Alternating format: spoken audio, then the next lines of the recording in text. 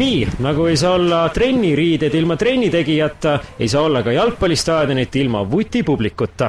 5 kilomeetrit värava eest on Tamme staadionil päev enne meistriliiga 29. vooru matši Tammeka Flora.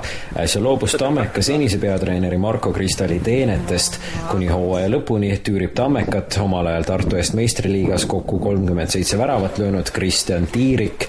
Kui kaua mõtles Kristjan enne kui pakkumise vastu võttis? Ega seal väga pikalt mõtlemise aega ei olnudki, eks suht kiirelt. Kõigile tuli veits ootamatult, ma mõtlen, minule eriti. Miks sa nõustusid peatreeneriks hakkama? Veikoga arutasime asjad läbi ja ju siis ma tundusin antud hetkel nagu kõige reaalsem kandidaat olemasolevatest vahenditest. Mida teed sina teisiti kui Tammeka eelmine peatreener Marko Kristal?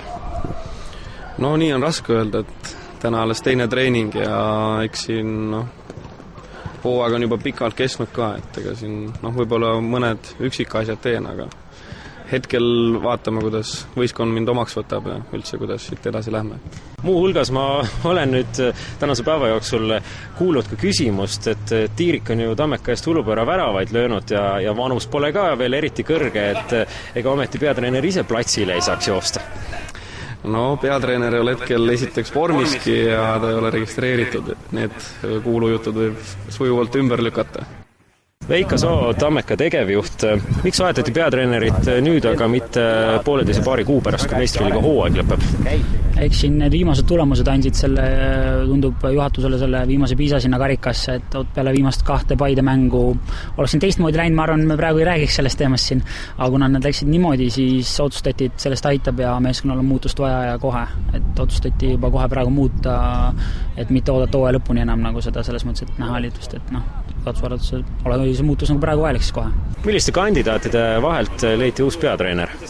Eks siin pigem me vaatasime nagu siseringis ja juhatus kuulas ka klubi ja minu soovitusi ja vaatasime pigem siin nagu klubi siseringis treenerid üle, et keda meil oleks võimalik ja keda me tahaksime näha selle Türi juures hooaja lõpuni ja Kristjan Tiirik tunduks selleks ka sobivam mees hetkel. Palju potentsiaalset kandidaate oli? Oli veel paar tükki, ütleme. Tartu Tammeka kapten, keskkaitse Kaarel Kiidron on ühtaegu nii õnnelik kui ka õnnetu jalgpallur. Viimases 2 mängus Paidega õnnestus tal lüüa 1 värav nii paidelastele kui ka 1 oma värav. Kuidas suhtus Tammeka esindusmeeskond peatreeneri kohal toimunud ümberkorraldustesse? See on veel suhteliselt nagu niisugune värske asi, et eks nagu vajab natuke aega harjumiseks, aga ma loodan, et uus peatreener Kristjan Tiirik, et suudab meisse kõigisse nagu süssida sellist uut hingamist, mida meil nagu hädasti vaja on, nagu on viimased mängud näidanud, et eks meeskond nagu suhtub sellesse ikka hästi, aga lõppude lõpuks näitab ainult aeg, et kuidas see nagu kõik välja kukub. Kaarel, Tammeka esindusmeeskond on pea jäägitult Tartust pärit. Mida ütled sina meeskonna nimel tartlastele ja poolehoidjatele meistriliiga ütleme siis lõpu spurdi või sprindi eel?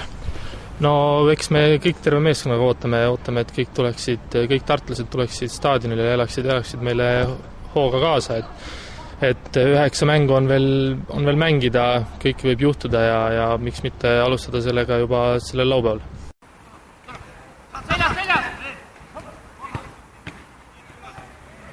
Eestis on terve hulk vanasõnu, mis räägivad sellest, et sõnad on toredad, aga tegelikult ei maksa nad mitte midagi. Ja eks ole jalgpallis samamoodi. Väravad loevad siis, kui pall on väravasse läinud ja jalgpall loeb siis, kui seda käib ka publik vaatamas, nii et homme laupäeval võimalus kõigil tulla ja nautida suurepärast jalgpalli. Tammeka võõrustab Florat. Otse loomulikult tasub tegusid teha ka kodus, külastada näiteks veebiaadressi 5kilomeetrit.blogspot.com.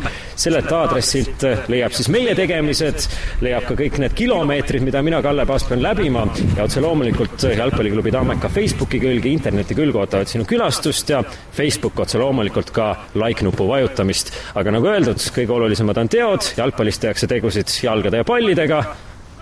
Homme Florale värav!